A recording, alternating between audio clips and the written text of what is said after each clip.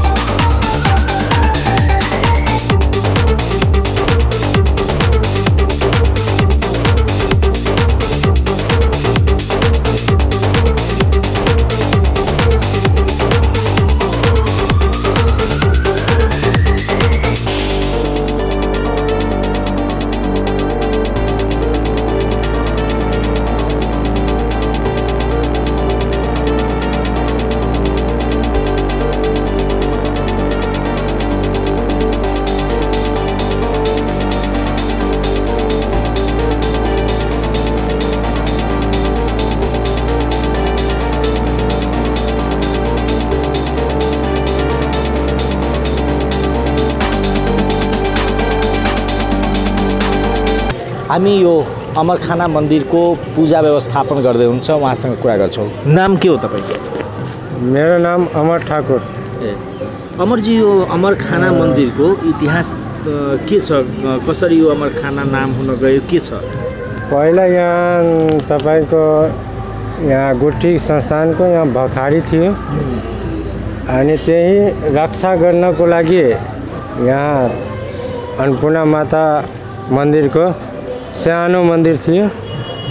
त्यहाँ सानो मन्दिर हुँदाखेरि यहाँ त्यो समयमा त्यति भिडभाड हुँदैन थियो। अनि जब जति मान्छेहरू बुझ्न थाल्यो अनि अलिअलि भिड हुँदै गएपछि अब कुनै दाता आयो अनि त्यो दाता आएपछि उहाँलाई इच्छा थियो कि म अलि यहाँको भव्य मन्दिर बनाइदिउँ। त त्यो भव्य मन्दिर निर्माण भयो अनि त्यो दिनदेखि यहाँ पहिलादेखि कम सानो मन्दिर थियो, अहिले ठुलो भएर अब यहाँको मन्दिर माता अन्नपूर्णा मन्दिर ले चिन्छ धेरै मान्छेहरू। अर्थात् यो अन्नपूर्णा भनेको त्यो बेलामा जुन भकारी थियो त्यसैको नामले नामकरण भयो। अनि यसपटक तपाईँहरूले पूजाको व्यवस्थापन कसरी गर्नुहुन्छ या कसरी गर्नुभएको छ त्यसको पूजाको? अहिले पहिला त जुन हिसाबले थियो त्यो यो चोटि छैन। कोभिड-19 महामारीको कारणले अब हामीहरू जस्तो निर्देशन आइरहेछ त्यो निर्देशनको पालना गरिरहेछौँ। अब अहिले यहाँ भिडभाड नगर्नको लागि निर्देशन आएछ। अब हामीहरू जेसुकै स्वयंसेवकहरू खटाएर कतिजना स्वयंसेवक खटाउनु? यहाँ हामीहरूको यहाँ 32 जना छ। यसमा तपाईँको पुरुष र जेन्ट्स दुवैले मैले छुट्याउनु पर्छ। अनि यताबाट महिलाको लाइन छ, अनि यो साइडबाट पुरुषको लाइन, अनि सोशल डिस्टेन्सिङको पालना। अर्थात् त्यतिकै सिधै प्रवेश हुँदैन? सिधै प्रवेश हुँदैन। त्यसको लागि तिनीहरूले सोशल डिस्टेन्स मेन्टेन गरेर भिड हट्यो भने मात्रै जान पाउँछ। अनि त्यसमा मास्क अनिवार्य गरेछु।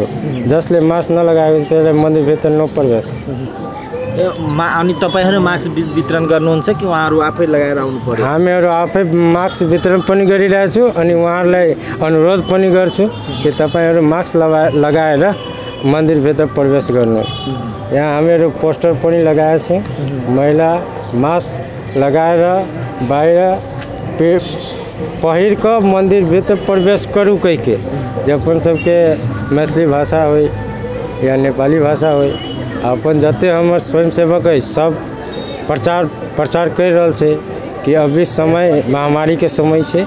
एहिमे जते अपने सब सोशल डिस्टेंसिंग के पालन करबै, मास्क लगा के अबै, ये महामारी से बचे के लागि।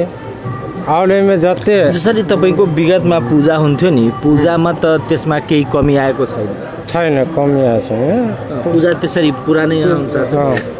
अनि जसरी तपाईको त्यो अब यहाँ अरू पूजा जुन हुन्छ नि, त्यो बाहिरको पूजा या श्रद्धालुहरूले अत्याधिक भिड गर्नेको पूजा, त्यसमा कसरी व्यवस्थापन गर्नुभएको छ? हामीहरू जस्तो खोज भराई हुन्छ नि, कतिजनाले सप्तमीको भर्छ, कति खष्टीको भर्छ, कति पञ्चमीदेखि स्टार्ट भइहाल्छ खोज भर्नको लागि। अनि हामी त्यसको लागि पनि सोशल डिस्टेंसिङको पालना गर्दै मिलाएछु कि 1 मिटरको दूरी बनाएर, जो एकजना खोज भर्नमा 4 जना 5 जना आउँथ्यो त्यो हामीहरू गेटमै रोकेछु कि एकजना खोज भर्नमा आउने मान्छेको साथमा 1 जना मात्रै प्रवेश गर्ने। अर्थात् त्यसले भिड कम हुन्छ। अनि प्रसादी चढाउने मान्छे त्यसको बेग्लै लाइन हामीहरूले राखेछु। अनि पुरुषको पनि लाइन बेग्लै छ। अनि खोज भर्नको हामीहरू यो चोटि 1 लाइन 2 लाइन राख्थ्यो, यो चोटि 3 लाइन 4 लाइन गरेर कि त्यति भिड नहोस्, सोशल डिस्टेंसिङको पालना पनि हुन्छ।